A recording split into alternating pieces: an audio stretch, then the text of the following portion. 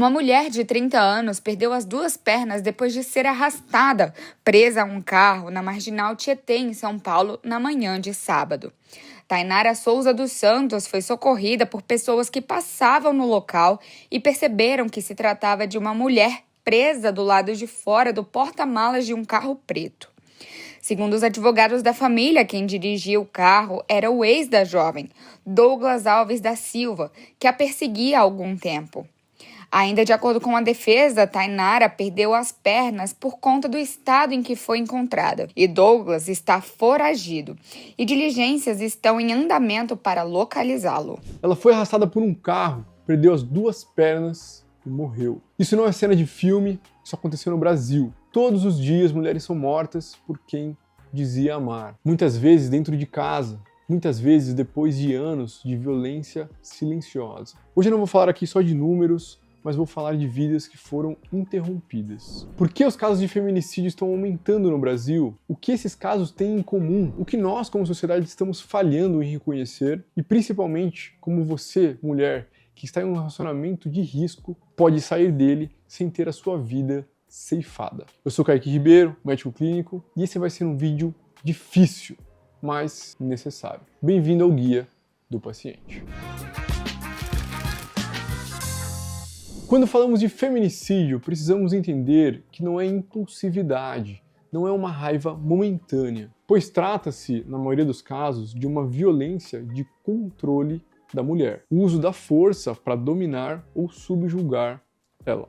Vamos começar pelos dados, porque o que não é medido é ignorado. As pesquisas sobre violência contra a mulher mostram que mais de 21 milhões de brasileiras sofreram algum tipo de violência nos últimos 12 meses, sendo que 37,5% delas, com 16 anos ou mais, que relataram que sofreram algum tipo de violência no último ano. Isso é um dado super recente, de 2025, do Fórum de Brasileira de Segurança Pública. Isso foi o maior índice de levantamento já registrado na história do país. E em muitos casos se trata de um agressor que é alguém próximo, então um companheiro ou um ex-companheiro, sendo que a maioria dos assassinatos ocorre dentro de casa. O feminicídio, que é o assassinato da mulher, é um ponto final de uma frase que começou muito antes. Começou lá atrás, com controle, com isolamento e medo. O Brasil está entre os países com o maior número absoluto de feminicídios no mundo. E segundo o Fórum Brasileiro de Segurança Pública, mais de 1.400 mulheres são vítimas de feminicídio por ano. Isso significa dizer que uma mulher é morta a cada 6 horas. Não são números abstratos, cada número tem um nome, uma história e uma família destruída. E quando os números sobem, o silêncio também cresce. Em alguns casos rompem a bolha, não porque são piores, mas porque ficam mais visíveis diante das mídias, como foi o caso dessa mulher arrastada pelo carro que chocou o Brasil. Ela tentou sair de um relacionamento violento, o agressor acelerou o carro, atropelou ela e arrastou ela por metros. Ela perdeu as 2 pernas, ficou dias internada e depois não resistiu. Isso não foi um surto, foi uma violência extrema precedida de controle. Existe um erro muito perigoso quando falamos desses casos, porque não é sobre ciúme, não é sobre amor demais. Muitas mulheres acham que isso é um cuidado em excesso, ele é ciumento assim porque ele ama demais. Não é um momento isolado de raiva, é sobre controle. Controle sobre as roupas, controle sobre as amizades. Ninguém presta, todas têm inveja de você, ele quer te ver o mais longe das suas amigas e dos seus amigos possíveis. Porque eles sabem que quando você traz casos de violência que você sofre, que essas pessoas vão te apoiar a sair do relacionamento. Controle de dinheiro. Muitas vezes se estabelece uma relação de dependência financeira. E o homem que já tem uma tendência a uma personalidade violenta vai usar o dinheiro para te prender numa relação de conveniência. Opa, isso é um sinal de alarme.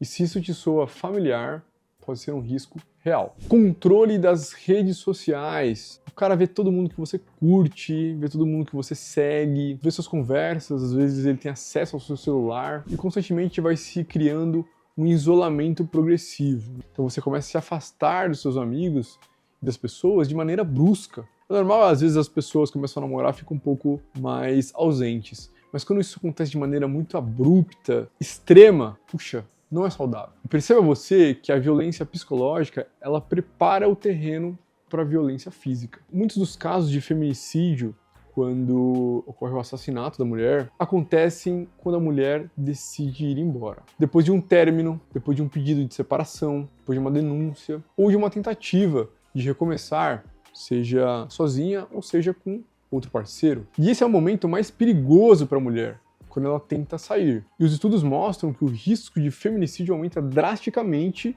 após a ruptura de um relacionamento. Esse estudo mostrou que a combinação de um parceiro altamente controlador e a separação aumentou o risco de feminicídio em cerca de 9 vezes, em comparação com casais que não haviam se separado. Então, se você, mulher, identificou que o seu parceiro é altamente controlador ou agressivo e quiser sair desse relacionamento, na realidade deve sair desse relacionamento, faça isso, mas faça isso de maneira planejada, calculada.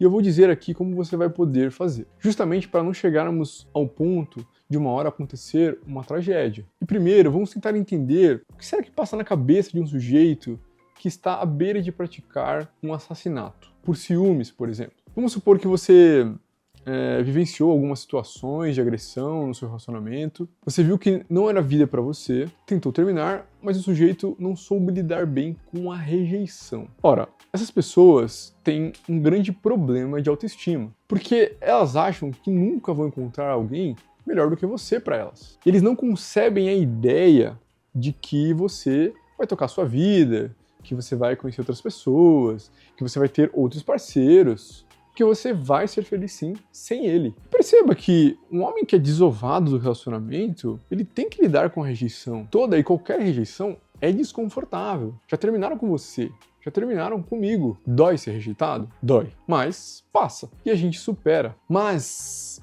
um psicopata, é isso que esses caras são, né? Uma pessoa que pratica feminicídio ele é marcado por egocentrismo, manipulação, ele tem um charme, né, superficial, ele é um cara que sabe cativar, mas ele também é dotado de uma profunda falta de empatia e remorso, sendo capaz de apresentar normalidade, enquanto explora, mente ou agride você. E ele vai simplesmente escalando os níveis de agressão dele até cometer o crime. Vai preso, cumpre a pena e depois é solto. E, sinceramente, isso me revolta como médico, como ser humano, e por isso que esse vídeo precisa existir, para trazer esperança para mulheres que se encontram em relacionamentos desse tipo. E muitas vezes os vizinhos sabiam, a família sabia, seus amigos sabiam, mas ninguém interveio. Perceba que é difícil intervir em uma relação, porque uma relação ela é complexa, né? A mulher que se encontra em um relacionamento de risco, ela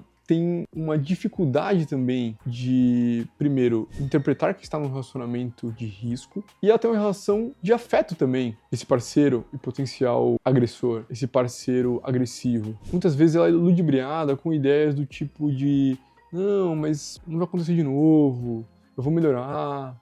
E aí vocês têm um período de melhora, parece que tá tudo tão perfeito, tá tudo tão ótimo, é o melhor relacionamento do mundo, e de repente bum, acontece de novo, depois de novo, depois de novo. Então lembre-se, o feminicídio ele nunca começa num assassinato, ele começa na violência que vai sendo tolerada. Primeiro ele levanta a voz, depois no empurrão, no tapa, no soco. Eu atendo muitas vítimas de agressão por marido, por ex-maridos, de todos os tipos que você pode imaginar. Desde um soco, a uma pedrada, a um tapa, a uma facada, a um tiro. Esses dias um colega meu atendeu uma mulher de 35 anos que levou 3 facadas pelo ex-marido. Lesões graves que deixaram sequelas permanentes. E o que a ciência mostra, né, a criminologia, a psicologia, é que eles têm um padrão. Primeiro, eles têm um histórico de violência doméstica, então já teve alguma situação de violência muito importante, né? Seja aí uma agressão, uma facada, um estrangulamento. Eles têm uma sensação de posse. Eles enxergam a mulher como um objeto do homem, como um objeto deles.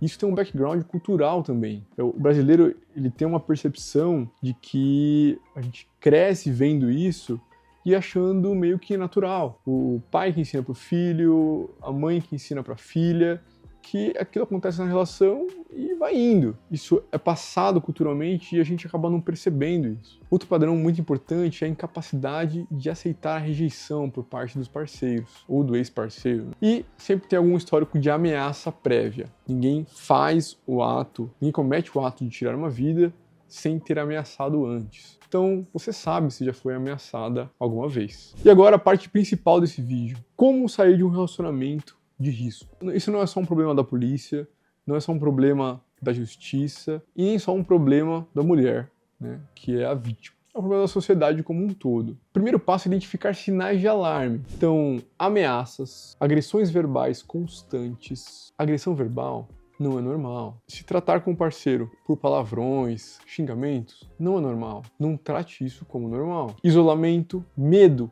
excessivo, sentir medo do parceiro, não é normal. E tentativas de controle. Violência não se resolve com conversa. Leve toda ameaça a sério. A ameaça explícita de morte é um risco real. Não encare como blefe. Eu vou te matar, eu vou tirar a sua vida, se não for para ser comigo, não vai ser com mais ninguém. E qualquer outro tipo de ameaça que o valha. Confie na sua percepção. Se algo parece perigoso, é porque é. 2. Planeje a sua saída estrategicamente. Não anuncie. Nunca avise que vai terminar. Denunciar ou sair, se houver ameaça. Planeje em silêncio. Saia quando ele não estiver presente. E evite conflitos, né? Últimas conversas, despedidas. Se já vai acabar, filha, suma. Número 3. Tenha um plano de ação de segurança prático. Então, prepare as coisas com antecedência. Documento, medicamentos que você usa, celular deixa carregado, dinheiro leve, nem que se for um pouco, chaves extras e tenha endereços seguros, né? Seja dos seus pais, ou de alguma amiga, ou de alguém de confiança. E deixe todas essas coisas fora de casa. Quando você precisar sair, você tem tudo fora, com alguém que você confia. Número 4.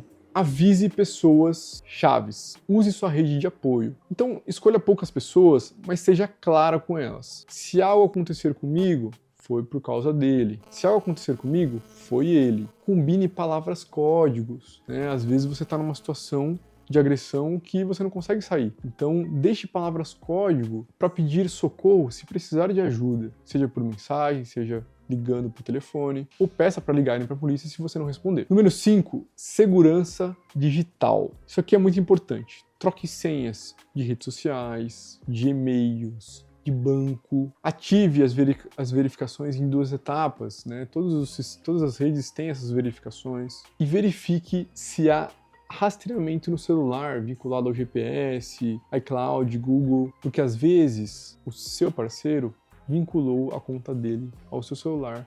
Ele te rastreia em tempo real 24 horas por dia. Isso é mais comum do que você imagina. E evite de postar a sua localização, a sua rotina nesse seu processo de saída. Número 6. Após sair, mude padrões. Varie rotas, varie horários, varie localizações. Evite lugares previsíveis que ele já sabe que você está acostumada a frequentar. E, se possível, não fique sozinha, principalmente nesses primeiros dias, primeiras semanas, que é o período de maior perigo. E avise no trabalho, na escola dos filhos e vizinhos, mas claro, sem precisar dar detalhes excessivos. Número 7. Medidas legais. Meninas, medidas legais salvam vidas, né?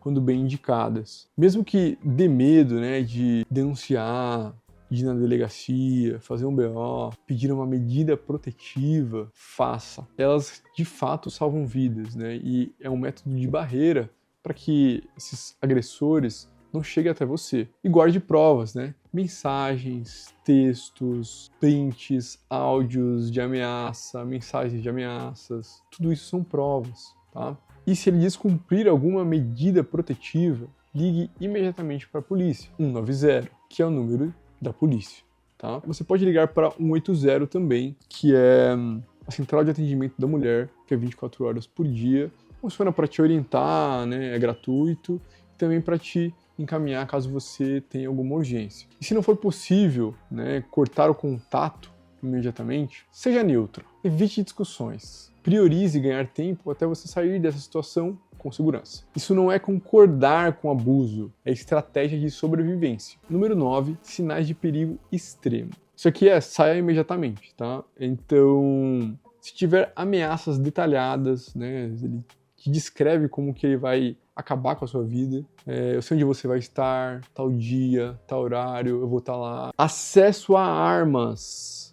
Às vezes você se relaciona com um policial, com um soldado, ou com alguém que tem porte de arma, ou com alguém que tem uma arma ilegal. O cara já te mostrou que controla você, ele já te deu inúmeras provas que você está num relacionamento de risco, ele está armado, esse cara vai acabar com a sua vida. E se você tiver algum histórico de agressão prévia, seja soco, facada, tiro nem se fala, né? Mas estrangulamento, cara, todos esses são fatores de risco para você zarpar, tá? E saiba uma coisa, você não é exagerada, você não é culpada. Sair de um relacionamento abusivo e agressivo é um ato de coragem. E o risco, perceba, não é culpa sua, é culpa do agressor. É responsabilidade e você merece viver sem medo. Eu sei que às vezes vocês têm filho no relacionamento, vocês pensam nos filhos, às vezes na condição econômica, como a gente citou aqui, mas justamente porque vocês têm filho, vocês têm mais um motivo para estarem vivas. E às vezes o incômodo, o medo de sair de um relacionamento,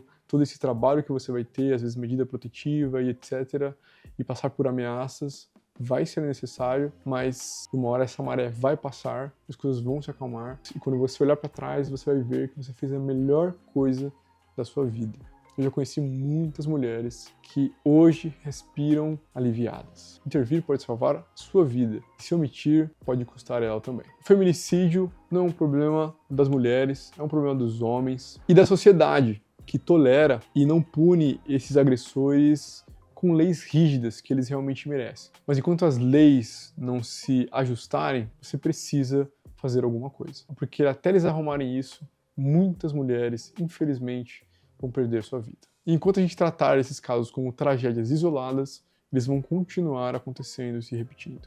E que esse vídeo não seja só mais um, mas que ele gere conversa, que ele incomode, incômodo, que ele gere ação. E se você conhece alguém que está em um relacionamento de risco, eu vou te pedir que não se cale e também compartilhe esse vídeo com ela. E compartilhe com o máximo de mulheres que você puder. Porque se ele salvar a vida de pelo menos uma delas, para mim, já vai ser o suficiente. Eu sou Kaique Ribeiro, médico clínico, e obrigado para você que ficou até aqui. Te peço que deixe seu like, se inscreva no canal e até a próxima. Nós não podemos continuar sendo estatística. Chega, denuncie, acolha, rompa o silêncio.